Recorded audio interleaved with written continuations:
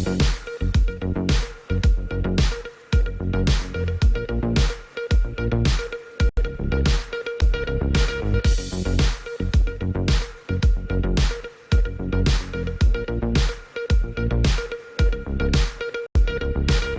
के समाचारों के प्रायोजक हैं खेमचंद पहलवान, पूर्व सदस्य उत्तर प्रदेश कांग्रेस कमेटी। नमस्ते, आप देख रहे हैं एमडी न्यूज। एमडी न्यूज के मेरदर्शन बुलेटिन में आप सभी का स्वागत है। आज के बुलेटिन के साथ मैं हूं निशा। खबरों को स्टार्ट करने से पहले मैं बताती चलूं, आज देश भर में जगन्नाथ यात्रा निकाली गई। जी हां, जगन्नाथ यात्रा बहुत जोरों शोरों से, बहुत ही तैयारियों के साथ जगन्नाथ यात्रा निकाली गई। आज मेरठ में भी मैं आपको बताती चलूं कि कई जगहों पर जगन्नाथ यात्रा को लेकर के कार्यक्रमों का आयोजन भी किया गया। सबसे पहले आपको जगन्नाथ मंदिर की थोड़ी सी विशेषता बताती चलूं। जी हां, पुरी में जगन्नाथ मंदिर है और जगन्नाथ मंदिर की पहली विशेषता तो यही है कि जगन्नाथ मंदिर के ऊपर लहराता हुआ जो झंडा है, जो पताका है, वो हवा के हमेशा विपरीत दिशा में लहरती है। जी हां, दूसरी आपको बताती चलूं कि जो गुंबद बना हुआ है उसकी परछाई कभी भी जमीन पर नहीं पड़ती। ये तो एक चमत्कार है जो मैं आपको बता रही हूँ, और वैज्ञानिक भी इसका पता अब तक नहीं लगा पाए हैं कि आखिर जगन्नाथ मंदिर की ये क्या विशेषता है और क्यों हो रहा है। इसके बारे में भी वैज्ञानिक पता नहीं लगा पाए हैं। आखिर को इनको चमत्कार ही कहा जा रहा है। जी हाँ, आप भी सुनिए चमत्कारों के कुछ बारे में। कभी भी गुंबद के ऊपर कोई भी पक्षी नहीं नजर आता है, गुंबद के चारों तरफ पक्षी नजर नहीं आते हैं। दूसरी बात कि सबसे बड़ी रसोई जो है वो जगन्नाथ मंदिर के अंदर है, जहां पर 500 रसोइया और 300 सहयोगी मिलकर भगवान जगन्नाथ का प्रसाद प्रतिदिन तैयार करते हैं। और हजारों की संख्या में नहीं, लाखों की संख्या में भक्त वहां पर आकर प्रसाद ग्रहण भी करते हैं। साथ साथ एक बहुत ही चमत्कार वाली बात यह है कि अगर 1 लाख भक्त पहुंच रहे हैं तो भी प्रसाद पूरा ग्रहण होगा, और 10 लाख भक्त पहुंच रहे हैं तो भी प्रसाद पूरा ग्रहण होगा। कभी प्रसाद कम नहीं पड़ता। तो बहुत बड़ी महिमा है जगन्नाथ भगवान की। साथ साथ बताया जाता है कि हनुमान जी जो वहां पर समुद्र है, उस समुद्र से जगन्नाथ जी के मंदिर की रक्षा करते हैं। मंदिर में श्री कृष्ण के रूप को जगन्नाथ कहा जाता है। श्री कृष्ण के साथ उनके भाई बलदेव और बहन सुभद्रा की मूर्तियां भी स्थापित हैं। आपने देखा होगा जगह जगह पर मंदिरों में हमेशा जैसे राम सीता, राधा कृष्ण, इस तरीके से मूर्तियां स्थापित होती हैं, लेकिन जगन्नाथपुरी में भगवान श्री कृष्ण के साथ उनके भाई और बहन की मूर्ति विराजमान है। और साथ साथ जो ये शोभा यात्रा निकाली जाती है आषाढ़ माह में 1 जुलाई को, हमेशा पूरे देश भर में जगन्नाथ भगवान को प्रसन्न करने के लिए, अपनी मनोकामना पूर्ण करने के लिए पूरे देश भर में जगन्नाथ यात्रा निकाली जाती है, जिसमें सुंदर सुंदर झांकियों को सजाया जाता है। आज मैं आपको दिखाऊंगी हमारे मेरठ शहर में भी झांकी निकाली गई, किस तरीके से सुंदर झांकियों को सजाया गया और भक्तों ने बढ़ चढ़कर भाग लिया। वहीं मैं आपको बताऊंगी कि इस्कॉन संस्था द्वारा भी आज जगन्नाथ शोभा यात्रा का कार्यक्रम किया गया, और साथ साथ आज डॉक्टर्स डे भी है। जी हाँ, डॉक्टर्स हमारे लिए भगवान का रूप होते हैं, और डॉक्टर्स और पेशेंट का जो संबंध होता है वो बहुत ही प्रिय होता है, क्योंकि हम अपने पेशेंट को डॉक्टर के हाथ में बहुत ही निस्वार्थ भाव से सौंप देते हैं, और एक हमारी उम्मीद होती है जैसे भगवान पर होती है कि डॉक्टर्स उस पेशेंट को हमें सही करके ही वापस देगा। आज उसी डॉक्टर्स डे के उपलक्ष्य में कार्यक्रम भी किए गए। तो वहीं मैं आपको बताती चलूं, आज मेरदर्शन की टीम चेस्ट स्पेशलिस्ट डॉक्टर विरुत्तम तोमर के पास पहुंची और उनसे डॉक्टर्स डे के बारे में कुछ क्वेश्चंस जाने, साथ साथ उनको डॉक्टर्स डे की बधाई व उनको सम्मानित किए जाने के उपलक्ष्य में मेरदर्शन की टीम ने आज उन्हें बुक्के देकर बधाई भी दी। आगे मैं आपको खबरों में दिखाऊंगी। साथ साथ मैं आपको ये भी बताती चलूं कि श्रीमद् भागवत कथा का आयोजन चल रहा है, जिसमें आज कथा व्यास द्वारा कथा का वाचन किया गया और भक्तों ने बहुत ही ध्यान से कथा का स्मरण भी किया। तो जुड़े रहें मेरदर्शन के साथ, देखते रहें मेरदर्शन। सबसे पहले नजर डालते हैं आज की हेडलाइंस पर, जिसके प्रायोजक हैं जूम डिजिटल मूवी वर्ल्ड। मेरदर्शन समाचारों के इस भाग के प्रायोजक हैं खेमचंद पहलवान, पूर्व सदस्य उत्तर प्रदेश कांग्रेस कमेटी व अध्यक्ष गांधी मार्ग व्यापार संघ मेरठ। बिलेश्वरनाथ मंदिर से निकाली गई भगवान श्री जगन्नाथ जी की रथ यात्रा। यात्रा का मुख्य आकर्षण रहा तिरुपति बालाजी भगवान व राम दरबार, राधा कृष्ण की रासलीला, सुंदर सुंदर झांकियां व शहर के विभिन्न क्षेत्रों से होती हुई रथ यात्रा पहुंची बिलेश्वरनाथ मंदिर। भक्तों ने बढ़ चढ़कर लिया भाग।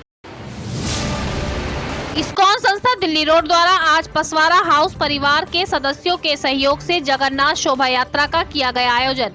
श्री कृष्ण भजनों पर झूमे भक्त व विशाल भंडारे के प्रसाद का किया गया वितरण। इस्कॉन संस्था के विपिन प्रभु जी व पसवारा हाउस के परिवारजनों ने कार्यक्रम की दी जानकारी।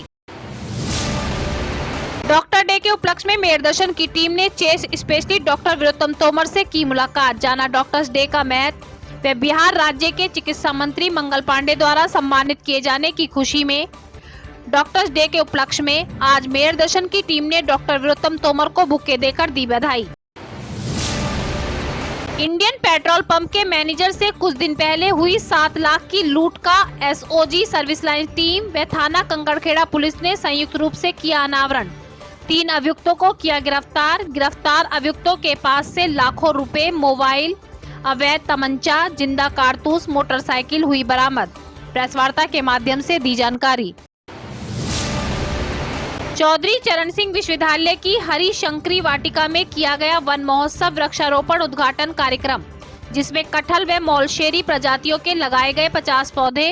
कार्यक्रम में मुख्य अतिथि रहे एमपी लोकसभा व बीसीसीसीएस विश्वविद्यालय।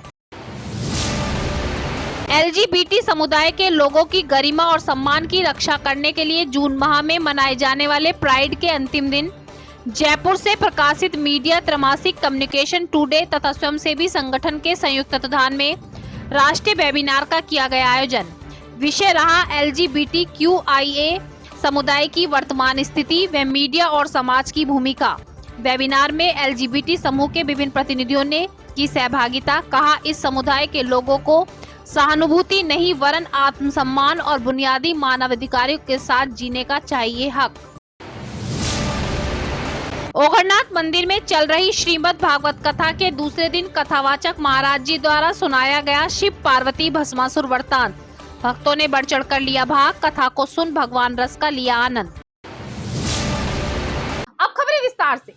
सबसे पहले मैं आपको बताती चलूं, जैसा कि अभी मैंने आपको बताया कि आषाढ़ में 1 जुलाई को हमेशा पूरे देश भर में जगन्नाथ भगवान की शोभा यात्रा निकाली जाती है। तो आज मेरठ में भी बिलेश्वर मंदिर से जगन्नाथ भगवान की शोभा यात्रा निकाली गई, जिसमें 112 ठेले सजाए गए और सुसज्जित किए गए झांकियां निकाली गई। सबसे जो आज की आकर्षक झांकियां थी, आपको ये भी बताती चलूं, जगन्नाथ भगवान का दरबार, जिसमें श्री कृष्ण, बलदेव और सुभद्रा विराजमान थे। साथ साथ राम परिवार और खाटू श्याम का भी दर्शन कराया गया। साथ साथ रासलीला, श्री कृष्ण की रासलीला जो चलती रही, उसको देखकर बहुत सारी झांकियां सुंदर रूप से सजाई गईं। कई जगहों से बैंड बाजे आए और प्रसाद वितरित करते हुए मेरठ शहर के विभिन्न क्षेत्रों से होती हुई शोभा यात्रा वापस बिलेश्वरनाथ मंदिर पहुंची। पिछले कई वर्षों से ये शोभा यात्रा निकाली जा रही है। कोरोना काल में थोड़ी सूक्ष्म रूप से निकाली गई थी, लेकिन उसके बाद अब विशाल रूप से निकाली गई। काफी अतिथिगण, अधिकारीगण, पदाधिकारीगण भी मौजूद रहे और सभी ने भगवान को याद करते हुए जगन्नाथ यात्रा में अपना अपना योगदान भी दिया।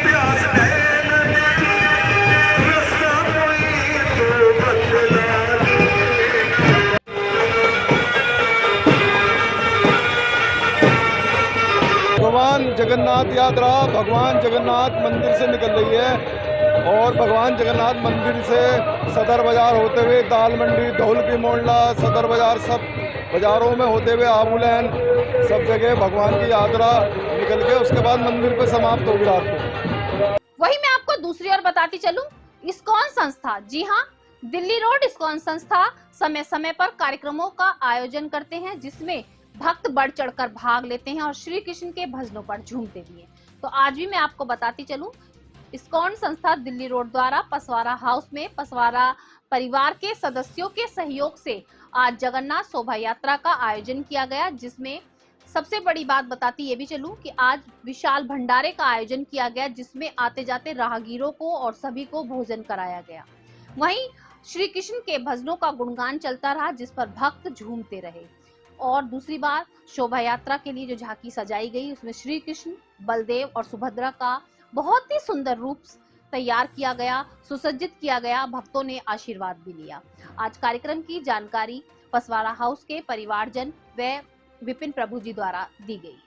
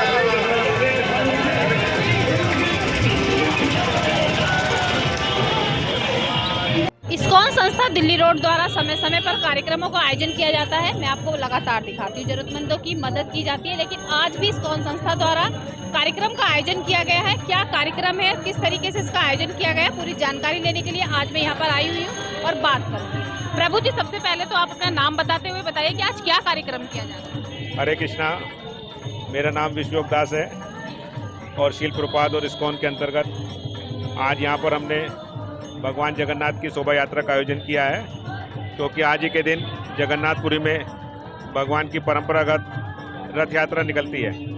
तो इस्कॉन आज पूरे भारतवर्ष में और पूरे संसार में जगन्नाथ जी की रथ यात्राएँ निकाल रहा है। आज भारत में लगभग 251 रथ यात्राएँ इस्कॉन के द्वारा आयोजित की गई हैं और इसी तरह से शोभा यात्राएँ भी हजारों की संख्या में आयोजित की गई हैं। हरे कृष्ण। देखिए, आज जगन्नाथ जी की रथ यात्रा पूरे विश्व में निकाली जा रही है। मैं जानकारी लेना चाहूंगी, सर आप क्या कहना चाहेंगे, आज के कार्यक्रम में आपका क्या योगदान है? आज के कार्यक्रम में हमने यहाँ पे सब लोगों को एकत्रित करके और सब लोगों को हमने प्रसाद अपने हाथों से दिया। तो यहाँ पे क्या है कि ये हर सावन में हम ऐसा प्रोग्राम करवाते हैं कि जिससे लोग जुड़े और भगवान में जो आस्था है उसको दिखाएं। और यहाँ पे बहुत सब लोगों को आनंद आता है इस प्रोग्राम में, यहाँ पे सबको एक साथ इकट्ठा होके यहाँ पे।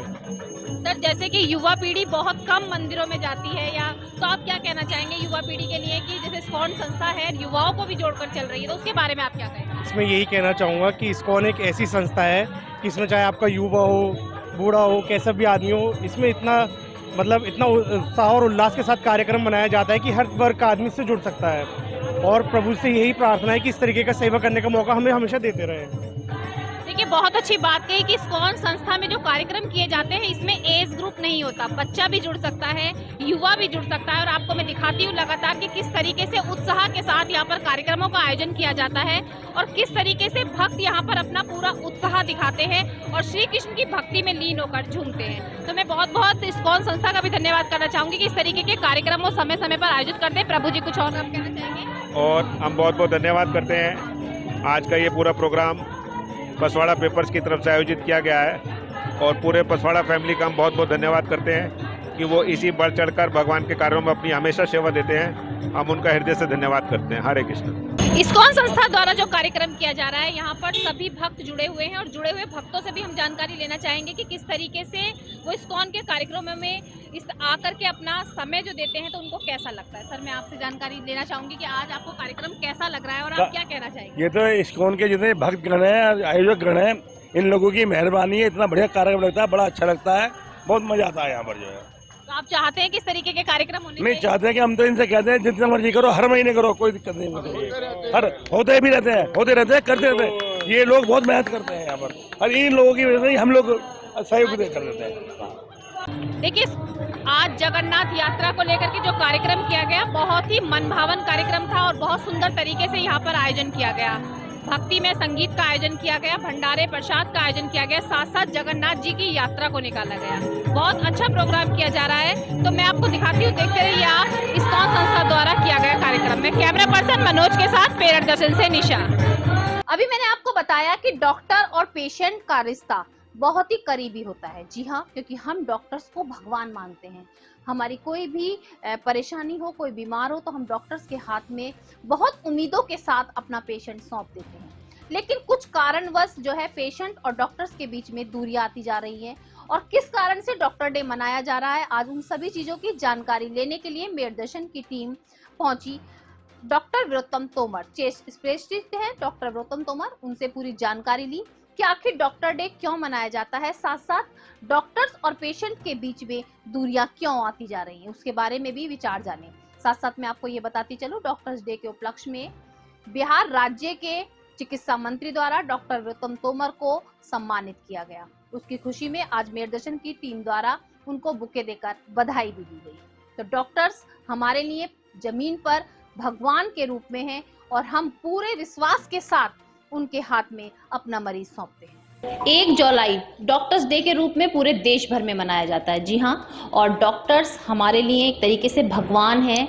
जो पृथ्वी पर भगवान नहीं पहुंच सकते, लेकिन डॉक्टर्स को हम भगवान का दर्जा देते हैं, क्योंकि हम जब हम परेशान होते हैं, हमारे कोई पेशेंट होता है घर में, हम उसे लेकर केवल डॉक्टर के पास जाते हैं और अपने पेशेंट को उनके हाथ में सौंप देते हैं और पूरे विश्वास के साथ कि वो पेशेंट अब सही होकर हमारे पास आएगा। लेकिन आखिर ये डॉक्टर्स डे है क्या और क्यों मनाया जाता है, इसके बारे में बात करने के लिए आज हम पहुंचे हैं डॉक्टर वीरोत्तम तोमर। जी हाँ, चेस्ट स्पेशलिस्ट हैं, सांस के काफ़ी पुराने डॉक्टर्स हैं जो काफ़ी मरीजों में अपनी पहचान बना चुके हैं। तो आज उनसे हम बात करना चाहेंगे कि आखिर डॉक्टर्स डे क्यों मनाया जाता है। डॉक्टर साहब बहुत बहुत आपका स्वागत है। जैसे कि आज डॉक्टर्स डे है तो मैं आपसे बस यही क्वेश्चन पहले पूछना चाहूँगी कि डॉक्टर्स डे मनाया क्यों जाता है। बहुत ही सही आपने सवाल पूछा है। क्या डॉक्टर्स डे एक्चुअली पूरे विश्व में मनाया जाता है, लेकिन जो वर्ल्ड में डॉक्टर्स डे की तारीखें हैं वो अलग हैं। इंडिया के अंदर, भारत के अंदर डॉक्टर्स डे 1 जुलाई को इसलिए मनाया जाता है कि इस दिन आपने नाम सुना होगा doctor BC Roy. Doctor BC Roy एक बहुत प्रसिद्ध स्वतंत्रता संग्राम सेनानी थे, चिकित्सक थे पेशे से और बहुत सामाजिक मुद्दों पर और इवन राजनीतिक मुद्दों पर उन्होंने बहुत ख्याति प्राप्त करी और बंगाल के वे चीफ मिनिस्टर भी रहे। तो इस तरह से उनकी जो ख्याति है, एक ना केवल स्वतंत्रता आंदोलन सेनानी के रूप में है, एक कुशल प्रशासक के रूप में है और एक प्रसिद्ध राजनीतिज्ञ के रूप में है जिन्होंने बहुत समाज सेवा की। और उन्हीं को याद करते हुए ये निर्णय लिया गया था कि डॉक्टर BC रॉय के जन्म दिवस पर ही पूरे भारत में डॉक्टर्स डे मनाया जाएगा। तो एक मुख्य कारण ये है और तमाम देशों में क्यों मनाया जाता है कि कोई भी तिथि जब हम तय करते हैं तो ये निर्णय लेते हैं कि हम उस दिन कुछ प्रण लेंगे, कुछ पुराने जो अपने इतिहास से उसको याद करेंगे और आगे की रणनीतियों को तय करेंगे, जिससे कि हम अपनी आने वाली पीढ़ियों को और जो हमारी पीढ़ी है उसमें एक नया विश्वास, नई जागरूकता, नया जोश भर पाएँ, जिससे कि हम अपने मरीजों की देखभाल अच्छी तरह से कर पाएँ। डॉक्टर साहब, जैसे कि एक धारणा है कि कुछ डॉक्टर्स अच्छे होते हैं, कुछ ध्यान नहीं रखते, तो आप क्या कहना चाहेंगे सभी डॉक्टर्स को लेकर के कि सबके मन की जो धारणा है कि डॉक्टर्स का क्या रूप है, क्या एक ही दिन डॉक्टर्स डे मनाना चाहिए? देखिए, प्रश्न तो बहुत मुश्किल पूछा आपने, पर मैं कहना चाहूँगा कि मैं स्पष्ट कहूँ कि वास्तव में जो एक डॉक्टर पेशेंट का रिलेशन था, जो पूर्व में था, मैं कहूँ कि 50-100 साल पहले जो था, वो उसमें ज़रूर गिरावट आई है। आपसी संबंधों में थोड़ा सा दूरी बनी है, लेकिन मैं कहूँगा कि फिर भी मैं 90% कहूँगा कि जो हमारे मरीज होते हैं और जो उनका डॉक्टर होता है उससे बहुत अच्छे संबंध रहते हैं। कुछ ही प्रतिशत केसेस में ये दिक्कत आने लगी हैं। उसका एक बहुत बड़ा कारण मैं कहूँगा जो अविश्वास जो पैदा हुआ है, मैं उसमें भी कुछ सरकार को इसलिए दोषी मानता हूँ कि उन्होंने डॉक्टर्स को कंज्यूमर प्रोटेक्शन एक्ट में रखा, डॉक्टर को डॉक्टर नहीं रहने दिया, उसको एक सर्विस प्रोवाइडर बना दिया, और मरीज को मरीज नहीं रहने दिया, उसको एक उपभोक्ता बना दिया। तो जब ये संबंध ही ख़त्म हो गया, सर्विस प्रोवाइडर का बन गया और एक उसका कंज्यूमर का बन गया, तो ये वास्तव में दूरी आनी बहुत ही ज़रूरी हो गई। तो लेकिन फिर भी मैं कहना चाहूँगा कि ज़्यादातर मरीज हमारे जो होते हैं और ज़्यादातर चिकित्सक होते हैं अपने मरीजों से बहुत प्रेम करते हैं, बहुत उन पर केयर रखते हैं, और कई बार लगता है कि मरीजों को कोई हमें कुछ ध्यान नहीं दिया डॉक्टर ने। पर मैं आपको बताऊं कि घर जाने के बाद भी, रात में भी हमें मरीजों का ख्याल रहता है कि मेरे उस मरीज को ये दिक्कत ना हो जाए, उसको कैसा चल रहा होगा, कोई परेशानी ना हो। तो ऐसा नहीं है कि डॉक्टर पेशेंट का ये अलग ही एक बहुत बड़ा संबंध है, और ये हमेशा बना रहेगा, चाहे कंज्यूमर प्रोटेक्शन एक्ट लगें ना लगें।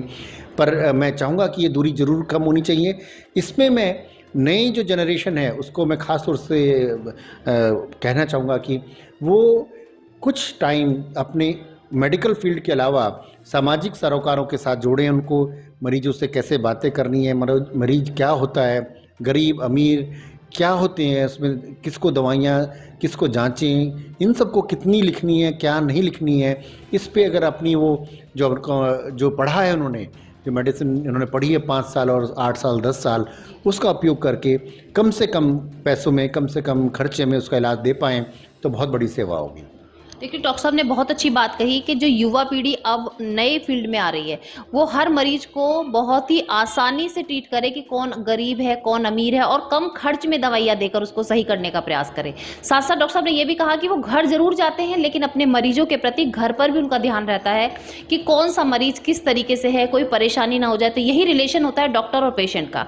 अब डॉक्टर साहब, मैं आपसे एक चीज़ जानना चाहूँगी, जैसे डॉक्टर्स डे के उपलक्ष्य में आपको सम्मानित किया गया, उसके बारे में थोड़ा सा बताइए कि क्या वो प्रोग्राम था और किस तरीके से आपको सम्मानित किया गया? बिल्कुल, ये इकोनॉमिक टाइम्स की ओर से पूरे भारत के चिकित्सकों को सम्मानित किया गया, और मुझे ये सम्मान मिला, इसके लिए मैं बहुत ही धन्यवाद देना चाहूँगा कि जो देश भर के जो पल्मोनोलॉजिस्ट बोलते हैं, चेस्ट फिजिशियन, जो 20 चेस्ट फिजिशियंस थे पूरे भारत से, उनमें मुझे गिना गया।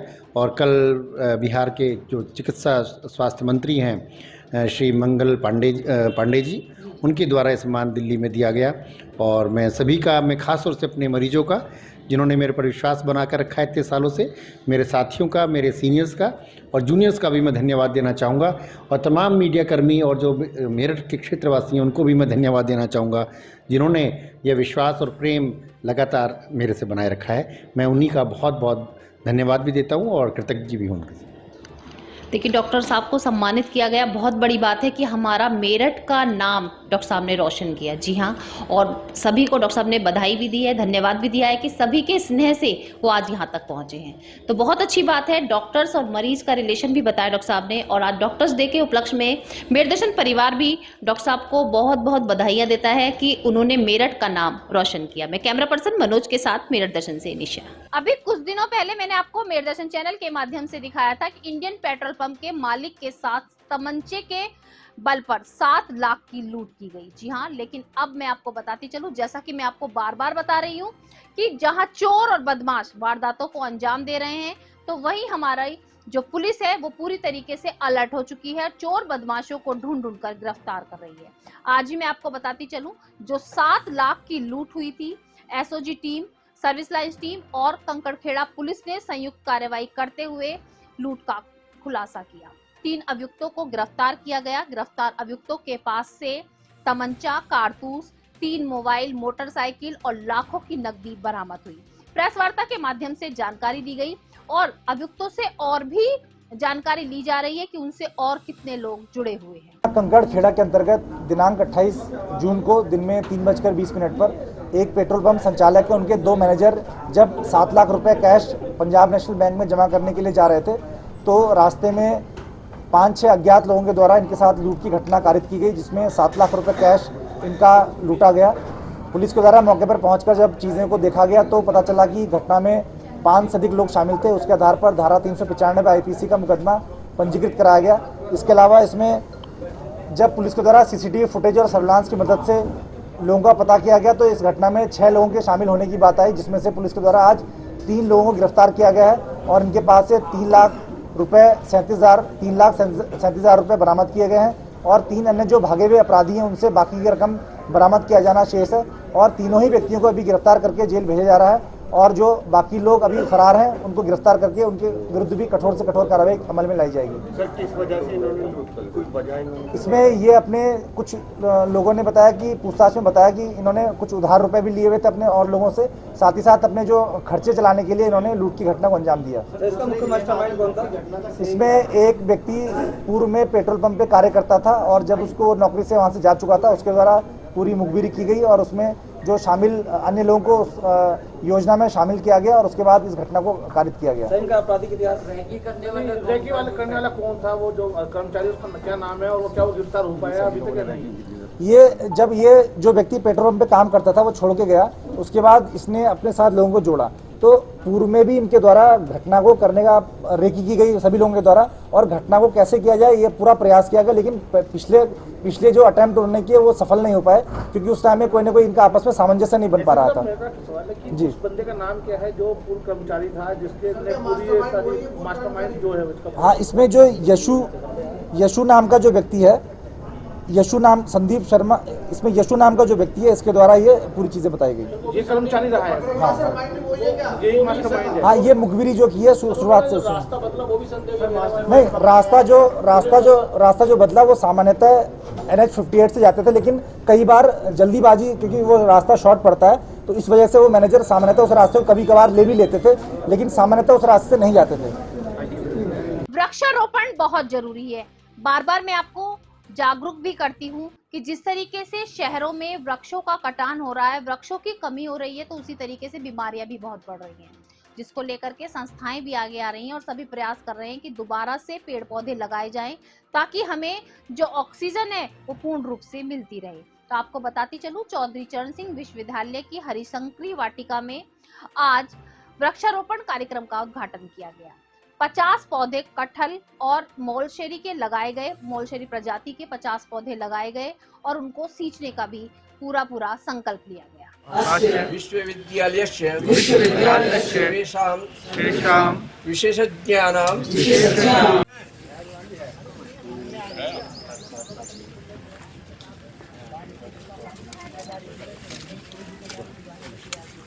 सर थोड़ा फेस ऊपर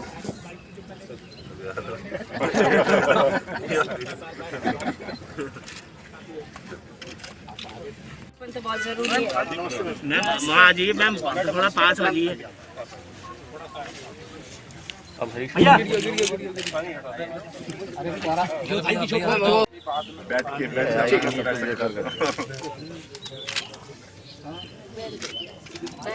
मैम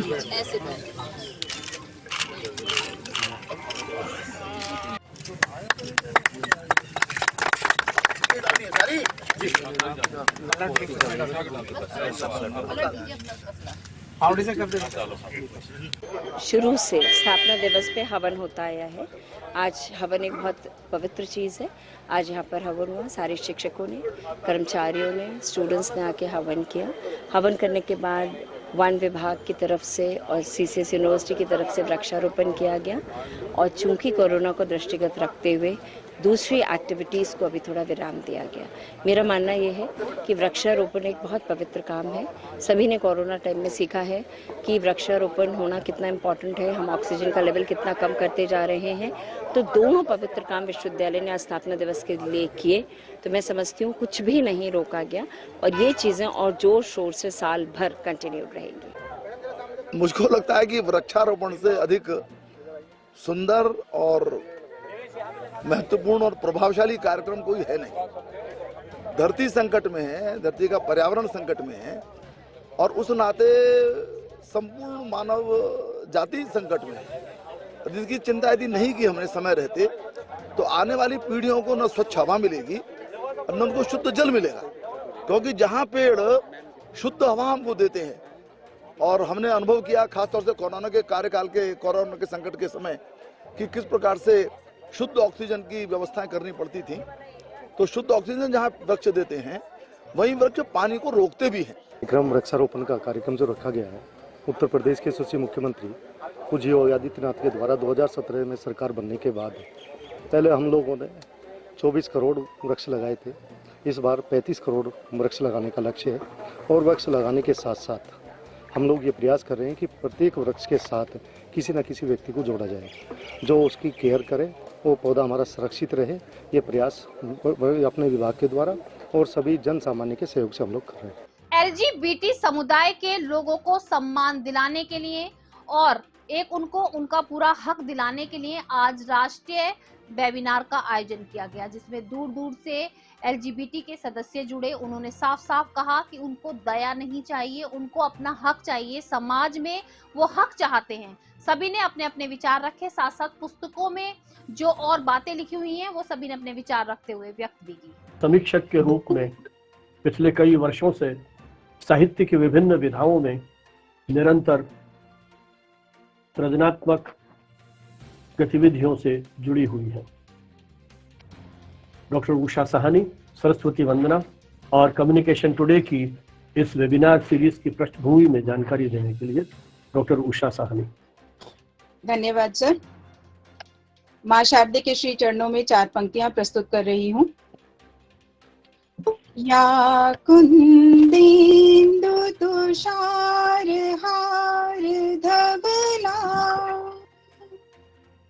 या शुभ्र वस्त्रावृता,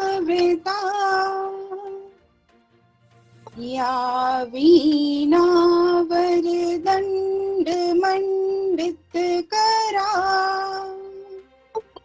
या श्वेत पद्मासना,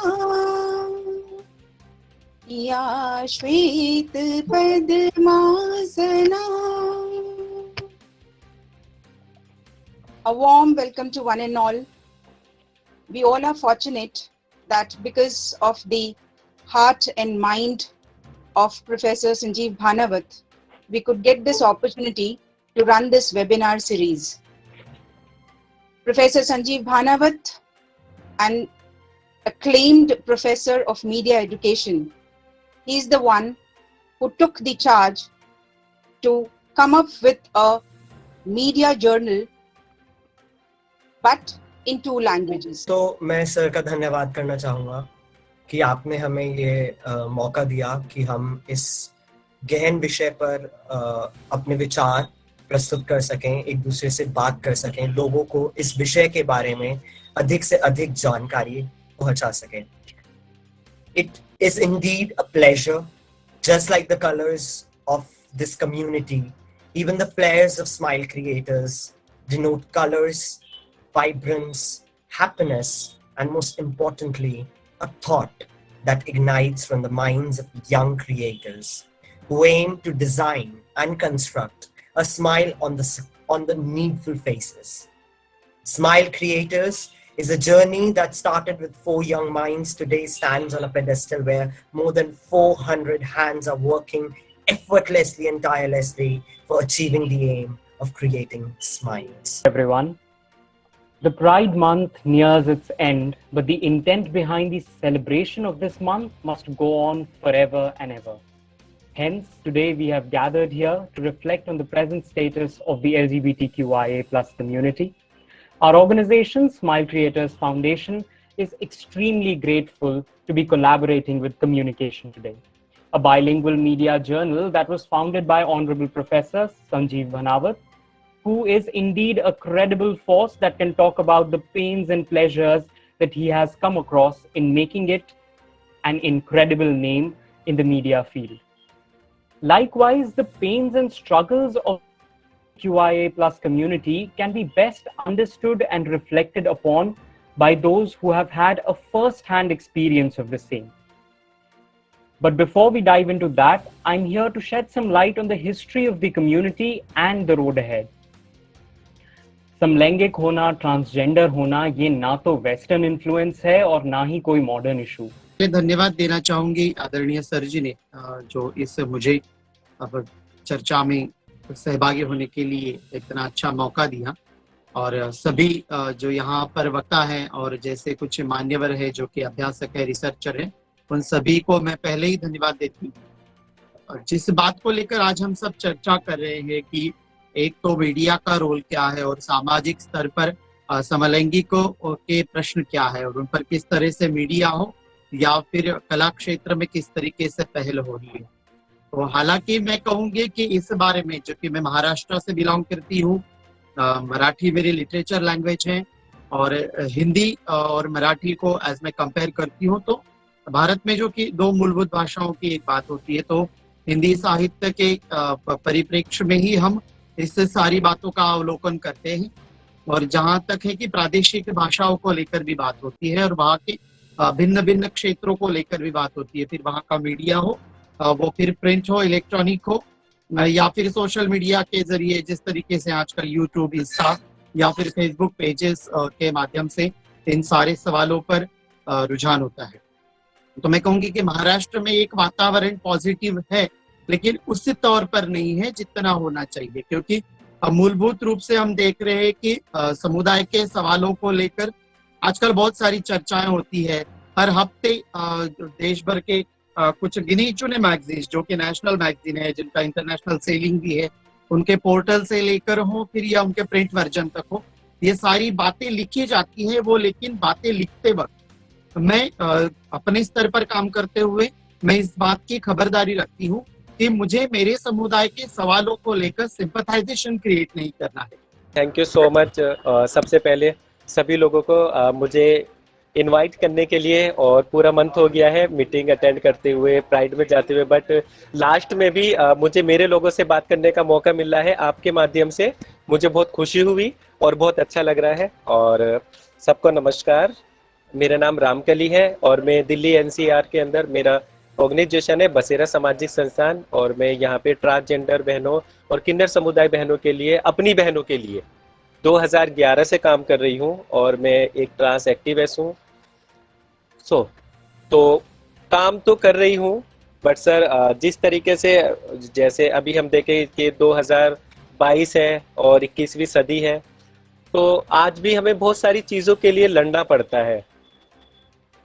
अगर मैं बात करूं कि अगर जिस तरीके से अधिकार आज हमें मिलने चाहिए फ्रीडम होके, जैसे हम आज बात करते इक्वलिटी की, तो हम रोड पे नज़र आते हैं जब हम गे प्राइड के लिए निकलते हैं। इस महीने मैंने देखा बहुत सारी जगह मेरी हज़ारों सौयों बहनें रोड पे निकली है और उन्होंने अपने लिए आवाज़ उठाई है, बट कहीं ना कहीं वो आवाज़ अभी शायद सरकार की नज़र में तो है कि हाँ ये लोग हैं, लेकिन सरकार अभी क्या कर रही है, डॉक्यूमेंट्स बनते हैं, हमारे लिए सीटें रिजर्व होती है, हमारे अधिकारों की बात होती है, लेकिन वो बनते हैं डॉक्यूमेंट्स और वो बंद होके रखे जाते हैं।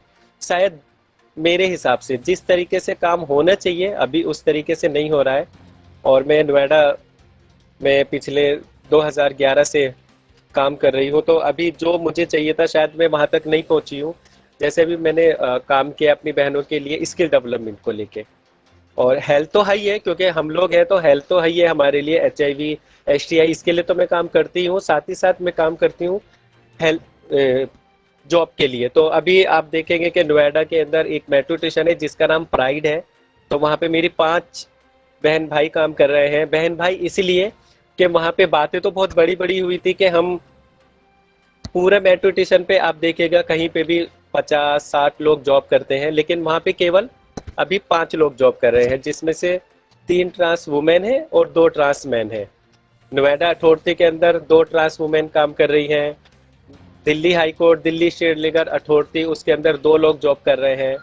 फ्लिपकार्ट, रेड क्लिप, अलग अलग जॉब कर रहे हैं। लेकिन आज भी मेरी कितनी सारी बहनें हैं कि हम उंगली पे गिन सकते हैं कि बसेरा ने ये अचीव किया है। अभी इतने लोगों की ही जॉब लगी है, जबकि बसेरा 1700 लोगों पे काम करती है। देशवासियों को नमस्कार। और इस वेबिनार में जितने भी हमारी वक्ता जुड़े हुए हैं और हमारे संचालन महोदय को भी तहे तहे दिल से नमस्कार। मैं वाराणसी से उत्तर प्रदेश में सलमा चौधरी, और मैं एक ट्रांसजेंडर्स हूँ और मुझे फील है कि मैं ट्रांसजेंडर्स हूँ, मगर परिवार मुझे एक्सेप्ट नहीं करता। वो एक्सेप्ट कर रहा है कि वो लड़का है, लड़का पैदा हुआ है, वो लड़का है। परिवार की नज़रों में हम लड़का है, मगर हमारी जो फीलिंग है अंदर की, जो हमारी सोच है, जो हमारी भावनाएं हैं, वो फीमेल जैसी है।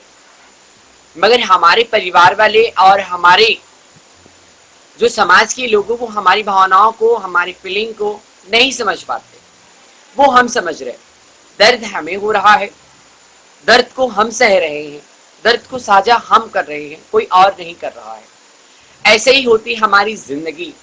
हम अलग हैं, मगर हम जब परिवार से बाहर आए, हम परिवार से बाहर जब आए, किन्नर समुदाय से हम मिले। किन्नर समुदाय ने कहा कि आप नाचो गाओ, बधाई करो, ये करो वो करो। तो मेरी सोची कि हम क्यों बधाई करें, हम क्यों टिकली बिंदी क्यों लगाए। भाई मेरा अधिकार, हम लगा सकते, नहीं भी लगा सकते, मगर संवैधानिक तौर से देखा जाए तो हम आजाद हैं इस देश में, और आजादी से हम जी सकते हैं। चाहे हम लड़का बन के रहें, चाहे लड़की बन के रहें, चाहे किन्नर बन के रहें, चाहे गे बन के रहें, ये हमें अधिकार है जीने का। मुझे मालूम है कि भारत में कैसे इस आजादी के बाद हमें कैसे जीने का हक है, मगर हमें ये समाज से, हमें ये परिवार से आजादी नहीं मिली है। अभी हम आजाद नहीं हुए हैं।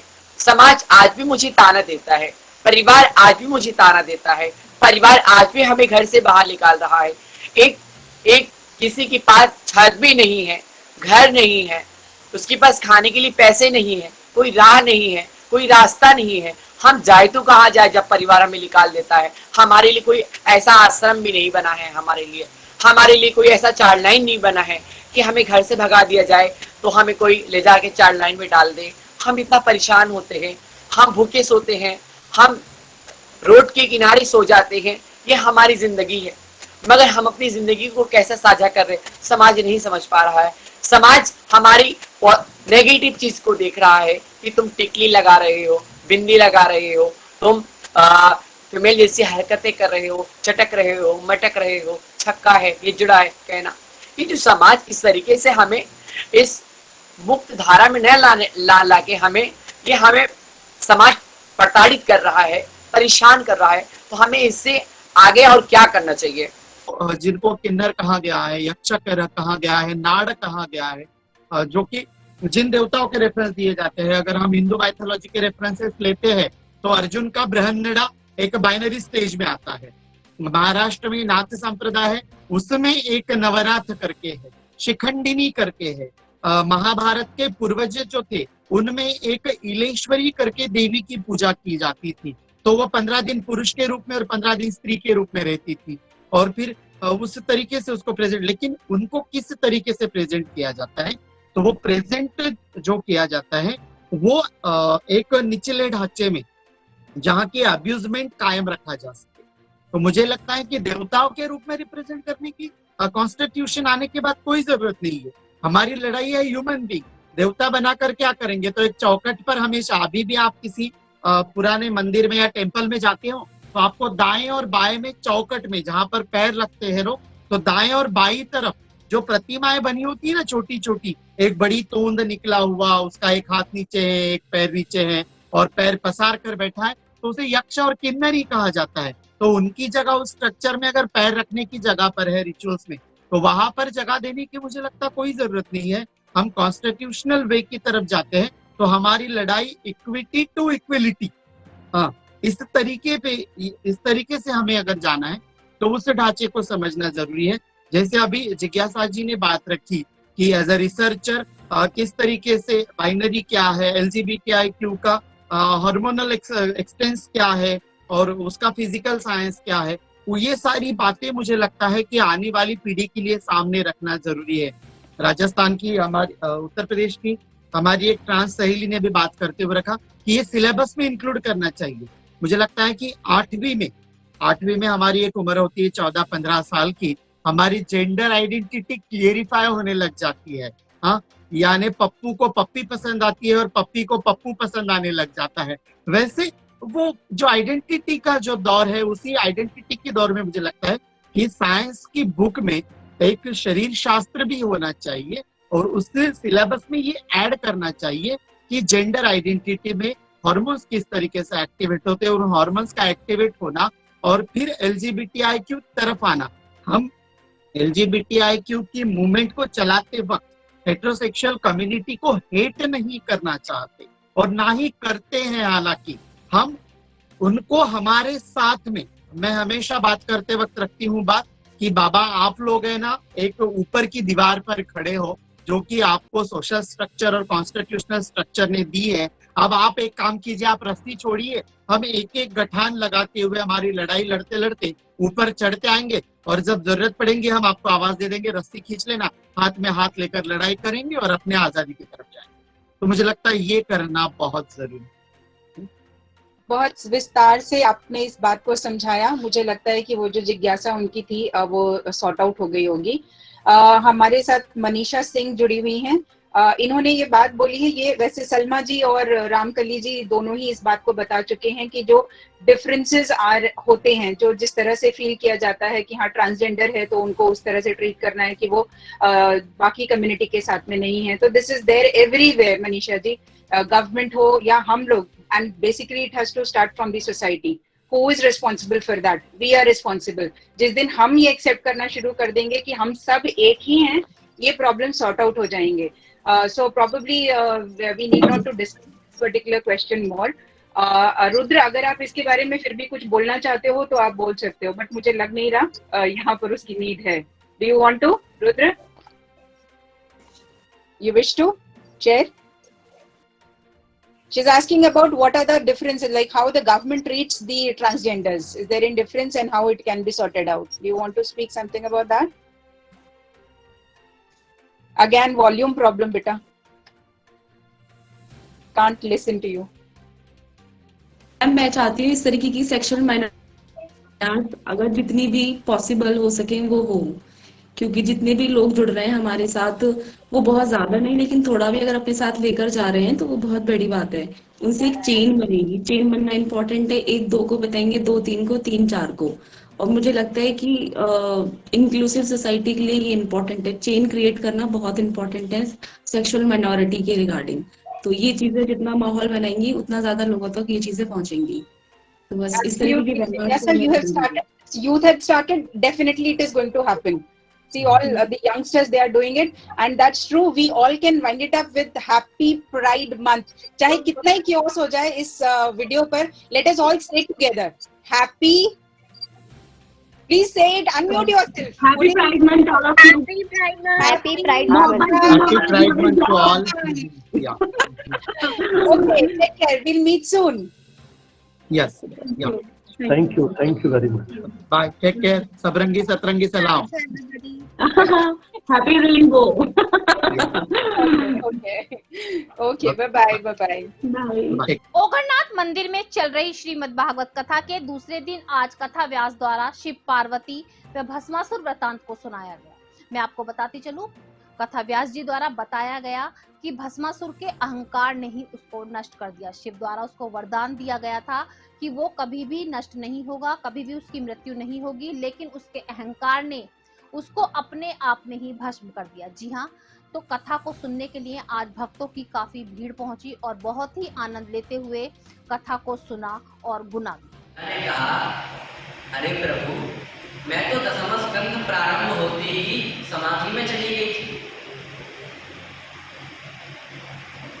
भोलेनाथ ने कहा, अगर ऐसी बात है तो तुम्हारी आवाज में ये हुक्का कौन भर रहा था?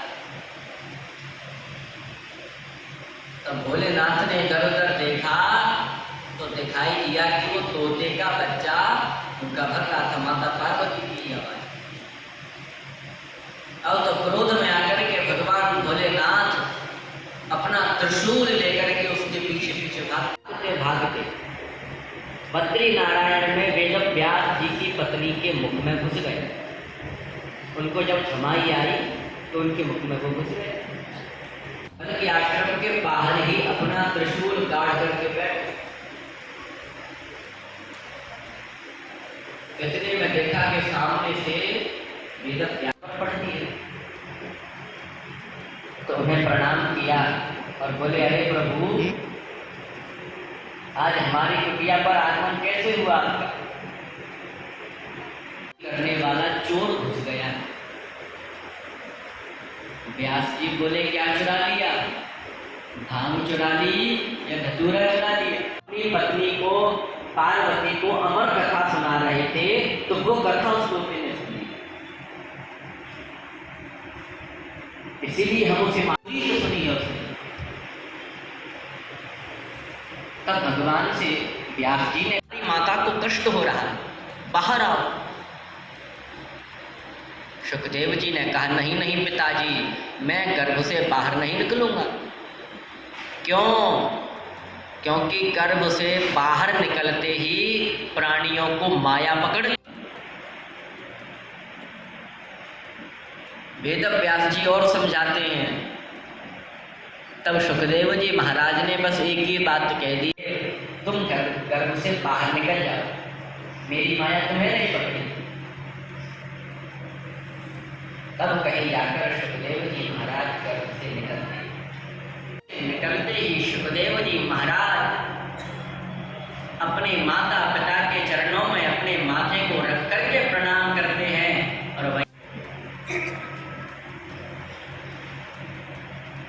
आज उनके पिता वेद व्यास। आज के मेरठ दर्शन बुलेटिन में बस इतना ही। तेज और ताजा खबरें जानने के लिए देखते रहिए मेरठ दर्शन। यदि आप भी हमारे साथ जुड़ना चाहते हैं तो नीचे दिए गए नंबर पर संपर्क करें और सब्सक्राइब करें MD न्यूज मेरठ।